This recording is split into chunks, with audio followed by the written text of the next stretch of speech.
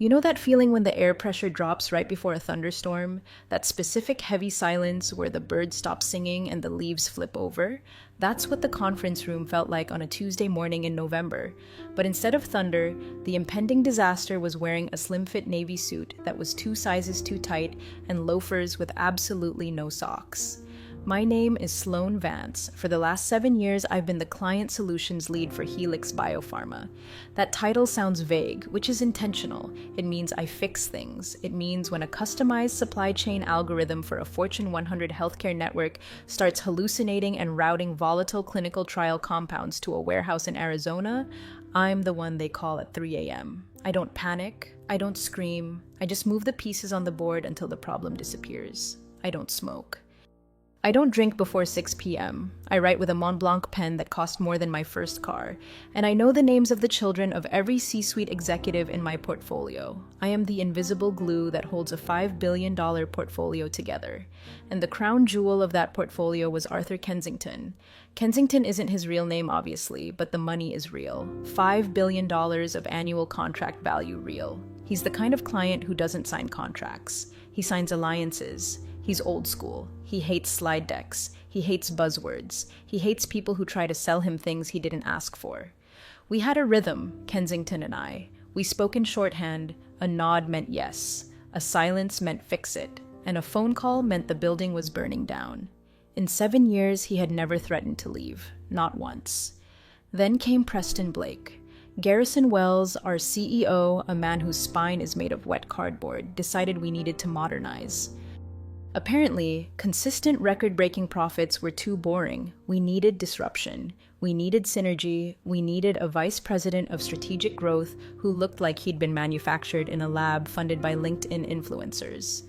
Preston breezed into the boardroom for the all-hands meeting like he was hosting a talk show. He had the teeth. He had the tan.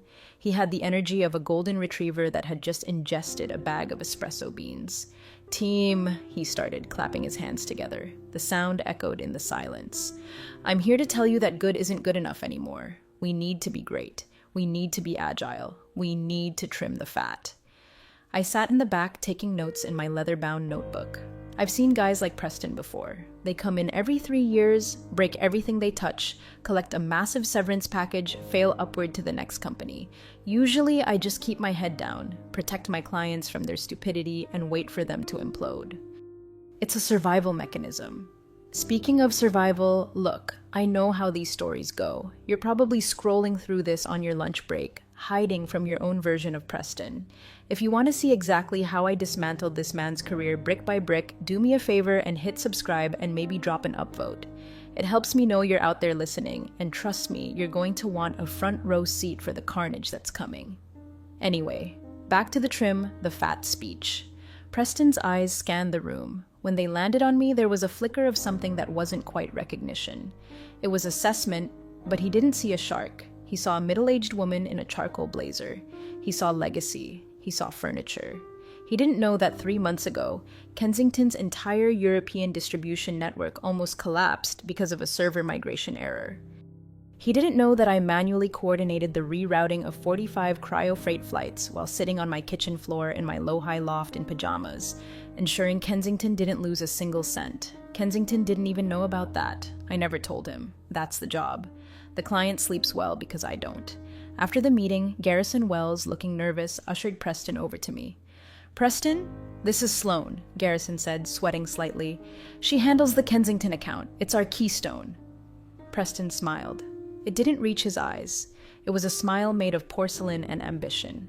"Sloan, pleasure. I've heard interesting things. You've been on this account for a long time." 7 years, I said, keeping my voice neutral. I offered my hand.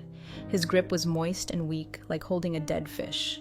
7 years, he repeated, letting out a performative sigh. "That's a lifetime in this industry. Maybe too long. You get complacent. You stop seeing the forest for the trees." My blood temperature dropped about 10 degrees, but my face remained a mask of polite interest. Mr. Kensington values consistency. He's not fond of change for the sake of change. Preston chuckled. He actually chuckled like I was a child explaining why I believed in the tooth fairy. "Oh, Sloan, everyone loves change if you sell it right.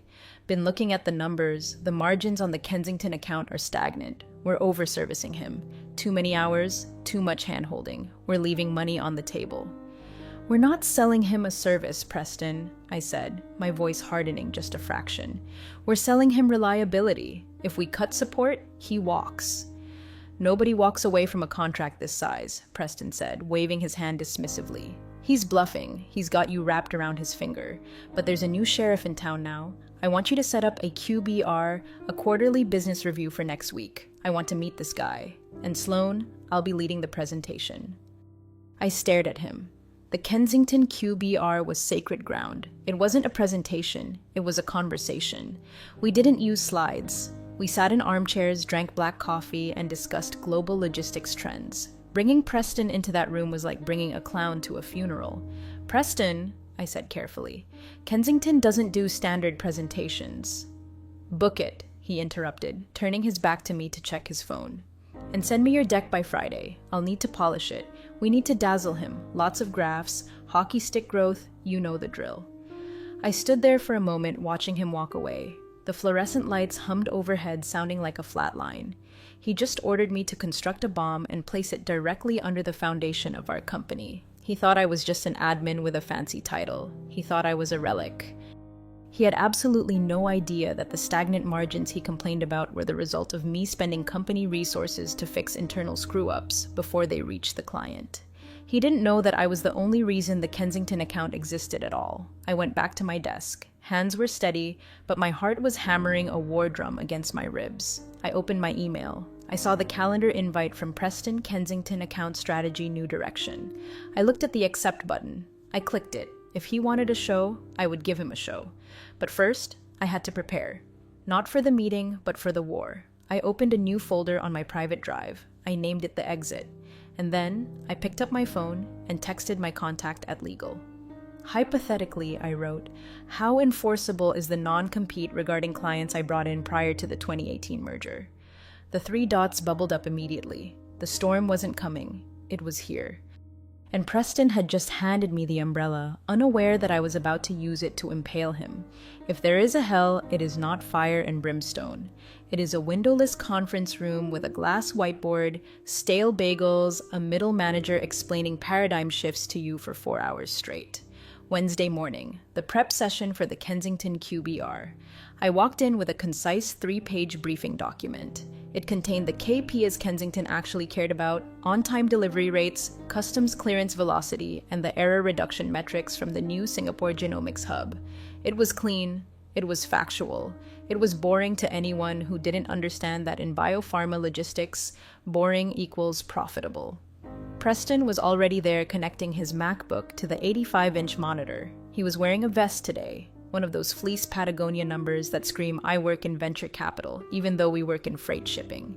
Sloan, he boomed, grab a seat. Let's make some magic. He pulled up a PowerPoint deck. It had 40 slides.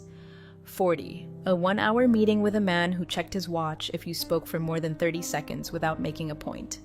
Okay, look at this opener, Preston said, beaming. The first slide featured a stock photo of a diverse group of people high-fiving on top of a mountain. The text overlay read, Synergizing tomorrow's velocity today. I felt a migraine physically spawn behind my left eye. Preston, I said, keeping my voice level, Kensington isn't going to like this. He's a data guy. He wants to know why his shipping containers in Hamburg were delayed by 4 hours last month and how we fixed it. Preston waved a hand, dismissing my entire career with a flick of his wrist. Details, Sloan. You're too in the weeds. This is a strategy review. We need to sell the vision. We need him to see that we are an AI-first, blockchain-enabled, cloud-native partner. We don't use blockchain, I pointed out. It's aspirational, he countered. He clicked to the next slide. It was a graph where the y-axis wasn't labeled, but the line went up. This is what I'm talking about. Emotional resonance. We spent the next 3 hours dismantling my work. Every time I tried to insert a slide about operational stability, Preston deleted it. Too dense, he'd say, or boring, or my personal favorite. This doesn't pop. Replaced my analysis of the Q3 cold chain surcharges with a slide titled The Journey to Wow, featuring a cartoon rocket ship. I am not making this up. A cartoon rocket ship. I need you to understand, I tried one last time, desperation clawing at my throat. Kensington is 70 years old. He built his empire on trucking and cold storage. If you show him a cartoon rocket ship, he's going to think we are mocking him. Preston stopped clicking. He turned to me, his face dropping the cool boss mask for a second to reveal the petty tyrant underneath. You know, Sloan, I'm getting a lot of resistance from you. I was told you were a team player. The accusation hung in the air. The team player trap. The moment you disagree with a bad idea, you're difficult. I am trying to protect the relationship, I said. No, you're trying to protect your turf, Preston snapped. You've been gatekeeping this client for years. Maybe that's why the account is stale. You're afraid of new ideas because they expose the fact that you've been coasting. Coasting. I thought about the Christmas morning I spent on a conference call with customs agents in Mumbai. I thought about the time I personally flew to Detroit to hand deliver a replacement part for Kensington's bioreactor cascade because FedEx was snowed in. Coasting, I repeated, tasting the word. It tasted like ash. Look, Preston sighed, checking his Apple Watch. Don't need you to present. Clearly, you're not on board with the new vision. I'll handle the talking. You just be there to, take notes, answer technical questions if he gets boggy, but let me drive. He was demoting me in my own meeting. He was cutting me out of the conversation I had sustained for nearly a decade. A younger version of me would have fought. I would have yelled. I would have gone to the CEO. But I looked at Preston, at his unearned confidence, his empty buzzwords, his complete lack of respect for the work, and something inside me shifted. It was the shift from employee to architect of your destruction. Okay, I said softly. Preston looked surprised. He expected a fight. Okay, you're the VP, I said, closing my notebook. If this is the direction you want to take, I'll support you. You do the talking, I'll just sit in. Great. Preston clapped again. See, that wasn't so hard. We're going to crush this, Sloan. Pivot to greatness. I walked back to my office. My hands were shaking, not from fear, but from the sheer effort of holding back the rage. I sat down at my desk. I opened the exit folder again. I started a new document, incident log. Date, November 14th. Event, VP explicitly forbade me from presenting operational data. Instructed to prioritize aspirational marketing material over KPI reporting. Removed me from lead presenter role. Saved the file. Then I opened my email and found the calendar invite for the QBR. I forwarded it to my personal email address. Then I went to the printer. I printed out every single slide of Preston's presentation. The rocket ship, the high-fiving mountain climbers, the unlabeled graphs. I put them in a crisp manila folder. If he was going to drive the car off the cliff, I wasn't just going to watch. I was going to make sure the dash cam was recording in 4K. The meeting was in 48 hours. I spent them in silence. I didn't try to fix the slides. I didn't try to warn Garrison. I just did my regular work, answered my emails, and waited. It's funny how calm you feel when you realize you have nothing left to lose. Preston thought he was sidelining me. He didn't realize he was setting me free. Boardroom on the 40th floor has a view of the entire city, but on Friday morning, the blinds were drawn. Preston wanted the lighting to be cinematic for his projector. Arthur Kensington arrived at 9:58 a.m. He's a man who takes up space not by being loud, but by being dense with gravity. He wore a gray wool suit that probably cost more than Preston's car, and he carried nothing but a single fountain pen. No laptop, no phone. He walked in, shook my hand firmly. Sloan, good to see you. And you, Arthur, I said. It was the only time I used his first name. It was our privilege. Then Preston swooped in. Mr. Kensington, Preston Blake, VP of Strategic Growth. Huge fan of what you've built. Truly disruptive stuff. Kensington looked at Preston's extended hand, then at his face. He shook it briefly, like he was touching a wet railing. Disruptive, Kensington repeated, the word rolling around his mouth like a stone. We sell pharmaceuticals and logistics, Mr. Blake. I don't disrupt, I deliver. Exactly. Preston pivoted undeterred. But how we deliver, that's where the magic happens. Have a seat. Kensington sat at the head of the table. I sat to his right, my usual spot. Preston stood at the front, clicker in hand. Gentlemen, Sloan, Preston began, dimming the lights even further. Let's talk about the future. The first slide hit the screen. Synergizing tomorrow's velocity today. I heard Kensington inhale slowly through his nose. It was a long, ragged sound. Preston launched into a speech. He talked about vertical integration of ideation. He used the phrase blue sky thinking 3 times in the first 5 minutes. He paced around the room, making big, sweeping gestures. I watched Kensington. He wasn't looking at the screen. He was looking at his hands folded on the mahogany table. He was perfectly still. 10 minutes in, Preston clicked to the rocket ship slide. We want to take your logistics into the stratosphere. We're talking about a complete reimagining of your supply chain ecosystem. Kensington raised a hand just 2 inches off the table. Preston stopped mid-sentence. Yes? Questions? I love questions. Where's the Q3 report? Kensington asked. His voice was quiet, raspy, and dangerous. Preston blinked. Well, we're looking forward, Arthur. The Q3 numbers are in the appendix. What I really want to focus on is, I lost 2 shipments in Rotterdam last week, Kensington said. Sloan fixed it. I want to know why it happened. I want to know the variance on fuel costs. I want to know why your new API integration failed 3 times on Monday. Preston froze. He didn't know any of this. He hadn't read the briefing. He hadn't listened to me. Right? Preston stammered, sweat starting to bead on his forehead. Technical hiccups, growing pains. If you look at the holistic view, Sloan, Kensington said, ignoring Preston completely. He turned his chair slightly to face me. Explain the Rotterdam variance. I opened my mouth to speak. I had the numbers memorized. I knew exactly what had happened, a dock strike combined with a software patch glitch that I had manually overridden. But before I could get a word out, Preston stepped between us. He literally, physically stepped between me and the client, blocking my line of sight.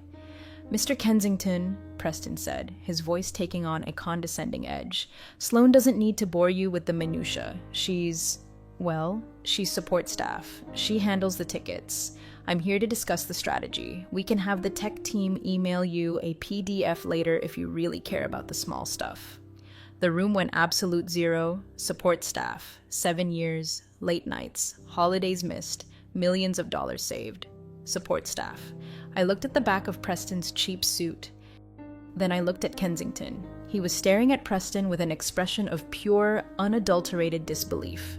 I stood up. The sound of my chair scraping against the floor was loud in the silence. Sloan? Preston turned, looking annoyed. We're in the middle of... You're right, Preston, I said. My voice was calm, scarily calm.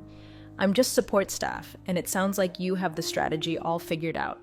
I picked up my notebook, picked up my Mont Blanc pen. Where are you going? Preston hissed, his eyes widening. I looked at Kensington. I held his gaze for a long second. A silent message passed between us. I am not doing this anymore. I'm excusing myself, I said. I wouldn't want to bore you with the minutiae. I walked to the door. Sloan, sit down, Preston barked, panic finally cracking his voice. I didn't turn around. I opened the heavy oak door and stepped into the hallway. As the door clicked shut behind me, I heard Kensington's voice loud and clear for the first time. Sit down, Mr. Blake, and turn on the lights. I walked down the hallway. My heart wasn't racing anymore. It had stopped. I felt light, weightless. I walked past the open-plan cubicles. I walked past the break room. I walked straight to the elevator. I didn't go back to my desk. I didn't pack my things. I pressed the button for the lobby. I was done. But the game had just begun. I took the RTD light rail home at 11 a.m. It's a strange time to be underground. The car was empty except for a few tourists and a guy sleeping with a guitar case. I sat there, knees pressed together, staring at my reflection in the dark glass opposite me. I looked the same. Same blazer, same hair, but I was unemployed. Well, technically I was insubordinate, but let's not split hairs. My phone started buzzing before the train even left the station. Preston, 5 missed calls. Preston, Sloan, get back in here immediately. Preston, this is unacceptable behavior. Preston, pick up the phone. Garrison, Sloan, what is going on? Call me. I turned the phone to do not disturb, then I turned it off completely. When I got to my apartment, a quiet, overpriced 1-bedroom in Lohi with a view of the Rockies, I didn't pour a glass of wine. I made a pot of black coffee. I changed out of my suit into sweatpants, but I kept the blazer on. It felt like armor. I sat at my kitchen table and opened my personal laptop. Rule number one of corporate warfare: he who has the documentation wins. I had been forwarding emails to myself for years. Nothing proprietary, nothing that violated NDA, just CYA, cover your ass threads. Decisions made over my objections. Warnings I'd given that were ignored. Praise from clients. But now, I needed to be specific. I spent the next 6 hours drafting a document. It wasn't a resignation letter, it was a memo of record. I detailed the QBR prep, the refusal to include Q3 data, the specific instruction to mislead the client with aspirational metrics. The public denigration of my role: I wasn't going to send it yet, this was ammunition. Don't fire your gun until you see the whites of their eyes. At 4 p.m., I turned my phone back on. It vibrated for a solid 2 minutes. 30 texts, 12 voicemails. I listened to one from Preston. Sloan, look, emotions were high, I get it. Maybe I was a bit rough, but walking out on a $5 billion client, that's career suicide. You need to come back, apologize to Kensington, and tell him you were feeling ill. We can spin this. Call me. Career suicide. He still didn't get it. He thought Kensington was mad because I left. He didn't realize Kensington was mad because Preston stayed. Then a text popped up from a number that wasn't saved in my contacts, but I knew by heart. Arthur Kensington. That was the most impressive presentation I've seen in years. I stared at the screen. A small, genuine smile touched my lips. Me. I aim to please. Arthur Kensington. He doesn't know anything, does he? He likes rocket ships. Arthur Kensington. I'm flying back to Zurich tonight. We need to talk. Not about this contract, about the future. Are you legally exposed? My heart did a little flip. This was it, the lifeline. Me. I'm reviewing my non-compete. It's standard boilerplate, restricted from soliciting current clients for 12 months. Arthur Kensington. Soliciting means you ask me. It doesn't say anything about me asking you. Correct. I walked over to my bookshelf and pulled down my employment contract from 2016. I flipped to page 14, clause 8.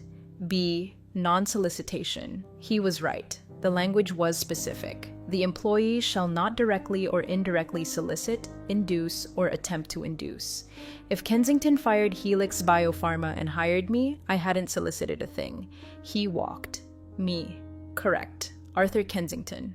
Good. Sit tight. Let him sweat for a week. I'm pausing all renewals. I put the phone down. Let him sweat. I decided not to go into the office on Monday or Tuesday. I had accrued 6 weeks of sick leave that I never took because I was too busy saving the company. I logged into the HR portal from home.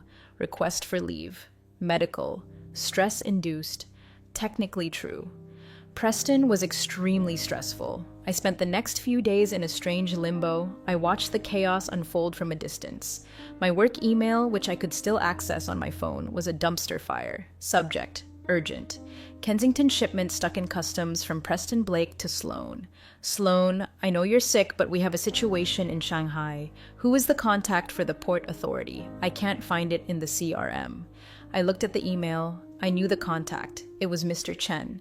He didn't use the CRM. He used WhatsApp. He only answered if you started the message with a specific greeting in Mandarin.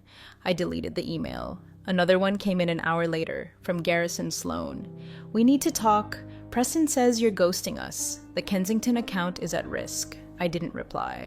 I was learning the power of absence. When you are the one holding up the ceiling, you don't need to push it down on top of them. You just have to step away and let gravity do the work. By Wednesday, silence from my end was deafening, but the noise from their end was about to get a whole lot louder. There's a specific kind of joy in watching a fire you didn't start, but certainly aren't going to put out. Day 4 of my medical leave. I was at Sweet Bloom Coffee Roasters drinking a pour-over that cost $6 reading a book about gardening. I don't garden.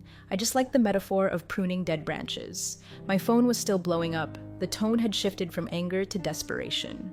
The thing about Preston's strategy to cut support hours, he actually did it. He implemented it the Monday I didn't show up. He sent a memo to the Kensington team, which was now just 2 terrified junior analysts and him, saying that all non-critical communication with the client would be routed through a central ticketing system. No more direct calls, no more texting, just tickets. our client moving perishable goods across 40 international borders. The collapse happened on a Thursday. I found out because the junior analyst, a sweet kid named Julian who I'd been mentoring, sent me a message on LinkedIn. Julian: Sloan, I know I shouldn't message you, but I'm literally shaking. Preston told us to ignore the priority flag on the Munich shipment because he said it was a system glitch. It wasn't a glitch, it was vaccines. Been sitting on the tarmac for 12 hours. They're spoiling. I stared at the screen. Vaccines. This wasn't just corporate politics anymore. This was negligence. I had a choice. I could intervene, save the shipment, and prove my value, or I could let Preston own his mistake. But these were vaccines. People needed them. I sighed, closed my book, and pulled up my contacts. I couldn't fix it officially, but I could fix it quietly. I texted a contact at the Munich airport ground crew. Dieter, check container 404 Bravo. Temperature gauge might be faulty. Manual override to cold storage ASAP. Do it as a favor to me. Dieter, for you, done. But tell your new boss he is an idiot. He filed the paperwork as dry goods. I screenshotted the exchange, added it to the exit folder. I texted Julian back. Don't worry about Munich, it's handled, but keep your head down. Document everything Preston tells you to do. Back at the office, Garrison finally decided to step in. He didn't call me. He sent Victoria Davenport. Victoria was the head of HR. She was one of those women who treated the company like a church and the employee handbook like the Bible. She spoke in hushed, reverent tones about corporate culture and family. She called me at noon. Sloan, she said, her voice dripping with artificial concern. We're so worried about you. This silence, it's not like you. We're family here. You can't just abandon your family because of a little disagreement with a cousin. She called Preston my cousin. I'm under a lot of stress, Victoria, I said, channeling my inner soap opera actress. My doctor advised a complete disconnect. I understand, Victoria cooed. But Preston is really trying to bridge the gap. He feels you were resistant to his leadership. He wants to welcome you back. He's even willing to let you keep your title. You'll report to him directly for daily task management. Daily task management. They wanted to micromanage the person who built the department. Victoria, I said, did Preston tell you about the Munich shipment? The what? No. We're talking about your attitude, Sloan. Ask him about the vaccines, Victoria. Ask him why the client's legal team just downloaded the audit logs for the last 48 hours. What? Her voice spiked. I'm resting now, Victoria. I'll update you on my return date next week. I hung up. The audit logs part was a bluff, but it was a calculated one. I knew Kensington's legal team. They were sharks. If they smelled blood, they would be downloading everything. 10 minutes later, I got a notification. System alert. User admin has initiated a full data export of the Kensington account. It wasn't Kensington's team, it was Preston. He was panicking. He was trying to find out what I knew. Maybe he was trying to delete evidence of his own incompetence. He didn't realize that the system logs every export, including his. I sat back and sipped my coffee. The cracks weren't just in the foundation anymore. The walls were buckling. And the best part, I hadn't even resigned yet. I was still on the payroll accruing sick pay while watching them burn the building down around themselves. Then the email came, the one I had been waiting for. From Arthur Kensington to CEO Garrison Wells, CC. Sloan personal email. Subject: Notice of contract review, gentlemen. Effective immediately, we are suspending all new initiatives. We will be conducting a review of our service level agreement violations over the past week. We expect a formal response regarding the Munich incident by EOD-PS. Please ensure Sloan is present at the upcoming strategy summit. Her absence has been noted. Boom. CC'd my personal email. He wanted them to know I was in the loop. He wanted them to know he knew. Preston was dead. He just didn't know enough to lie down yet. They asked me to come in on Monday to discuss a path forward. I dressed for a funeral, all black. Stiletto heels that clicked like gunshots on the tile floor. I didn't bring a notebook. I didn't bring a pen. When I walked into the office, the atmosphere had changed. The receptionist stopped typing. Junior analysts looked at me with wide, terrified eyes, like I was a ghost returning to haunt the castle. Julian gave me a tiny, covert thumbs up from his cubicle. I winked. I walked into the CEO's office. Preston was there pacing. He looked terrible. His tan had faded into a sallow yellow. His suit looked slept in.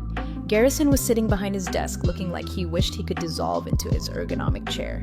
Sloan, Garrison said, forcing a smile. Thank you for coming in. We need to reset. Reset, I repeated, remaining standing. Look, Preston started, his voice jagged. We had a rocky start. Okay, I admit it, I'm a disruptor. Sometimes I break things, but we need you back on the box. Kensington is difficult right now. Difficult, I said. Or litigious. Preston flinched. We need you to smooth it over, Preston said, stepping closer. Call him. Tell him the Munich thing was a vendor error. Tell him we're on top of it. Use that charm of yours. He wanted me to lie. He wanted me to cash in 7 years of integrity to cover his 3 days of stupidity. I can't do that, Preston, I said. Why not? He snapped. It's your job. You're the client solutions lead. Not anymore, I said. I reached into my blazer pocket and pulled out a white envelope. I placed it on Garrison's desk. This is my resignation, effective 2 weeks from today. I'll spend those 2 weeks transitioning my files, but I will not speak to the client. I will not lie to the client, and I will certainly not report to him. I pointed at Preston. You can't quit, Preston yelled. We have the summit next week. You have to be there. Oh, I'll be there, I said. Kensington requested my presence. As a courtesy to the client, I will attend, but I'll be sitting in the audience watching you disrupt. Garrison looked at the letter. Sloan, please, let's talk numbers. A raise, more equity. It's not about the money, I said, and for the first time, it really wasn't. It was about the principle. It was about the fact that they looked at my work, my life's work, and called it support staff. I have a non-compete, I said, preempting their threat. I know it. I wrote half of it with legal back in 2016. I won't solicit your clients. I won't steal your data. I'm going to take a nice long vacation. You're bluffing, Preston sneered. You have nowhere to go. You're aged out of the market. You think some startup is going to hire a 45-year-old logistics manager? There it was. The ageism, the misogyny. It all spilled out in one ugly sentence. I smiled. A real smile. Preston, I said softly, you think the market is LinkedIn and algorithms. The market is people, and unlike you, I haven't pissed off every person I've ever met. I turned to leave.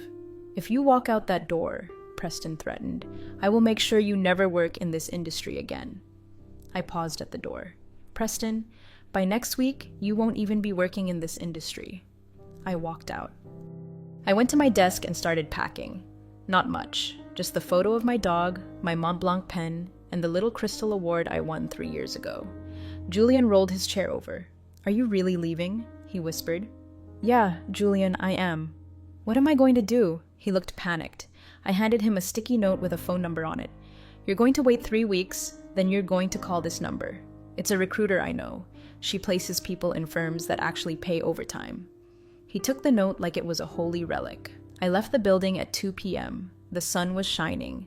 I felt like I had just dropped a heavy backpack I'd been carrying for decades, but I wasn't going on vacation. I went home, opened my laptop, registered a new LLC, SV Solutions. I didn't have any clients yet. I couldn't ask for them, but I knew something Preston didn't. I knew that Kensington was coming to the summit not to renew, but to execute, and I had a front row seat. The Q4 Strategy Summit was held at the Brown Palace Hotel. Chandeliers, shrimp cocktails, and a room full of people pretending everything was fine when the stock price was down. I wore a red dress. Not look at me red. Blood in the water red. I arrived early and took a seat near the back. I wasn't an employee anymore, technically. I was serving out my notice period. I was a ghost at the feast. Preston was on stage doing a sound check. He looked manic. He was shouting at an AV technician about the bass levels on his intro music. Yes, he had intro music. Eye of the Tiger. I wish I was joking. The room filled up. Board members, investors, key clients. I saw Garrison shaking hands, his smile looking more and more like a grimace. Preston spotted me in the back. He glared. He actually made a cutthroat gesture, then realized a board member was watching and turned it into an awkward collar adjustment. Then, the doors at the back of the room opened. Silence rippled through the room. It wasn't just a quiet, it was a vacuum. Arthur Kensington walked in. He wasn't alone. He had his entourage, his CFO, his legal counsel, and his CTO. They moved in a phalanx, a V formation of expensive suits and serious faces. Usually clients sit at the round tables near the front. Kensington didn't sit. He stood at the back, arms crossed. Preston tapped the microphone. Thump, Thump. "All right, let's get this party started," he yelled. "Welcome, everyone, to the future of logistics." The music started, the lights flashed. It was embarrassing. It was like watching a magician try to perform at a crash site. "I want to welcome our most valued partner," Preston said, gesturing to Kensington. "Arthur Kensington. Arthur, come on down. We have a special seat for you right here in the front." Kensington didn't move. The spotlight swung over to him, illuminating his stone face. "I'm fine where I am," Kensington said. His voice didn't need a microphone. It carried. "Oh, okay," Preston stammered. "Well, folks, let's dive in. As you know, we've been pivoting to a lean, agile methodology." Preston launched into his deck. The rocket ships were back. The buzzwords flew. Paradigm, synergy, blockchain. I watched Kensington. He was watching Preston with the detached curiosity of a biologist studying a particularly stupid bug. Then, Preston put up a slide. Case study, Kensington Global, a partnership reimagined. It showed a graph of efficiency savings, claimed that by streamlining communication, aka the ticketing system, they had saved 20% in operational costs. Kensington leaned over to his CFO and whispered something. The CFO nodded and handed Kensington a folder. Preston kept talking. "And we believe this model is scalable. We can do this for all of you." He was selling his failure as a feature. I looked around the room. The other clients were nodding politely. They didn't know about the vaccines, they didn't know about the silence. I felt a vibration in my clutch. A text. "From Arthur Kensington to Sloan, are you ready?" I looked across the room. Kensington caught my eye. He nodded. Me, always. Kensington stepped forward into the light. "Excuse me," he said. Preston stopped. "Arthur, we usually save Q&A for the end, buddy." "This isn't a question," Kensington said. He walked down the center aisle. Room parted for him like the Red Sea. "Mr. Blake," Kensington said, reaching the stage. He didn't climb the stairs. He stood at the bottom looking up at Preston. "That graph, the efficiency savings." "Yes, impressive, right?" Preston beamed. "Those savings came from firing the support staff who monitored my cold chain," Kensington said, "which resulted in $400,000 of spoiled pharmaceuticals in Munich last Thursday." A gasp went through the room. Board members sat up straight. Preston's smile faltered. That was a glitch. We fixed it." "No," Kensington said. "You didn't fix it. Sloan fixed it from a coffee shop while she was on leave." Preston looked at me. The whole room turned to look at me. "I don't have a contract with Helix Biopharma," Kensington announced, his voice booming now. "I have a contract with Competence, and it seems Competence has left the building." He turned to the board of directors, him invoking the immediate termination clause of my contract due to gross negligence. "You can't do that." Garrison jumped up. "Arthur, please." "I just did," Kensington said. "My legal team filed the papers 10 minutes ago." He turned back to me. "Sloan," he said, "are you coming?" I stood up, my red dress smoothed out. I picked up my purse. "I think I will," I said. I walked down the aisle. I walked past Garrison, who looked like he was having a stroke. Walked past the investors. I met Kensington in the aisle. "Where are we going?" I asked quietly. "Lunch," he said, "and then to talk about your new consultancy. I have some friends who are very unhappy with their current logistics providers." We walked out of the ballroom together. Behind us, the feedback from the microphone screeched, drowning out Preston's desperate stuttering. It was the sweetest sound I had ever heard. We went to Guard and Grace down the street, kind with white tablecloths and waiters who don't introduce themselves by name. Kensington ordered a bottle of wine that was older than Preston. "To disruption," he toasted, a twinkle in his eye. "To Competence," I corrected, clinking my glass against his. By the time the appetizers arrived, my phone was vibrating off the table. "Julian, holy Sloan, Garrison is screaming. Preston is crying, literally crying. Security is escorting him out. Legal, Sloan, need to discuss your NDA. Recruiter, Sloan, hearing wild things, call me." I turned my phone over. "So," Kensington said, cutting his steak, "SV Solutions, tell me about it." "It's a boutique firm," I improvised, "specializing in high-touch, crisis-proof logistics for legacy clients. No apps, no tickets, just answers." "I'll take a retainer," Kensington said. "Same rate as Helix Biopharma was charging me, but you keep the overhead." I did the math in my head. If I took Kensington's account at the agency rate without the agency bloat, I would make more in a month than I made in a year at Helix Biopharma. Deal, I said. And Kensington added, I have 3 friends, CEOs of manufacturing firms. They were in that room. They just texted me. They want your number. Send it, I said. Back at the Brown Palace Hotel, the apocalypse was happening. According to Julian, my embedded spy, the board held an emergency meeting in the hallway. Stock had dropped another 8% in the hour since Kensington walked out. News travels fast on Wall Street. Preston was fired before he left the stage. They didn't even let him get his coat. Security walked him out through the kitchen so he wouldn't be seen by the investors. Garrison tried to damage control, but it was too late. The Kensington walkout was already a story. It was the signal that the ship was sinking. Over the next 48 hours, Helix Biopharma lost 4 more major accounts. All of them called me. I didn't steal them. I didn't solicit them. They called me. Sloan, we heard what happened. Can you take us on? I can, I told them, but my rates have gone up and I don't do PowerPoint. I hired Julian a week later. I doubled his salary and gave him the title of Director of Operations. He cried. I rented a small office, not in a glass tower, in a low-dough brick and timber office. Hardwood floors, real plants. The lawsuit from Helix Biopharma came, of course. They tried to sue me for poaching. Kensington's lawyers responded with a letter that was essentially a legal go off yourself, citing the breach of contract and negligence regarding the Munich shipment. Helix Biopharma dropped the suit in 3 days. They couldn't afford the discovery phase. They knew what I had in mind, the exit folder. Preston tried to reach out on LinkedIn a month later. Preston, hey Sloan. No hard feelings, right? Business is business. I'm launching a new crypto biopharma startup, Reckless Innovations CEO. Would love to pick your brain. I didn't block him. I didn't reply. I just left him on red because that's what support staff does. We support. And when we stop supporting, the whole thing falls down. 6 months later, SV Solutions has 12 employees. We handle $12 billion in logistics contracts.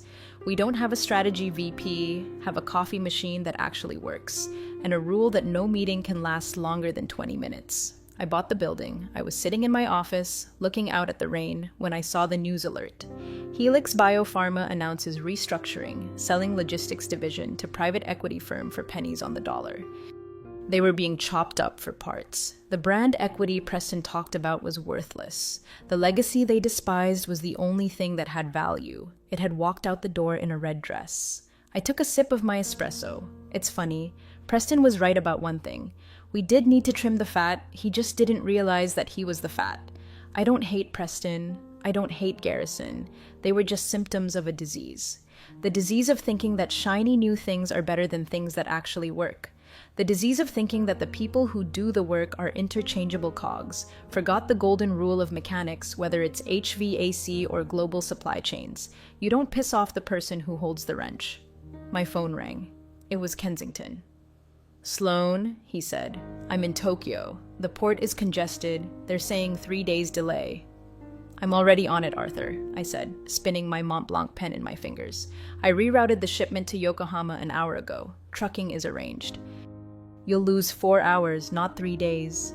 There was a silence on the line. A comfortable, expensive silence. You're worth every penny, Sloan. I know, I said. I hung up.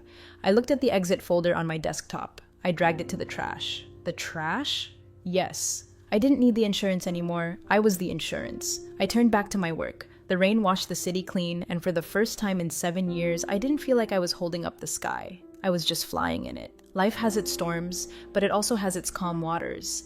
Thanks for sharing this moment with me. See you in the next one.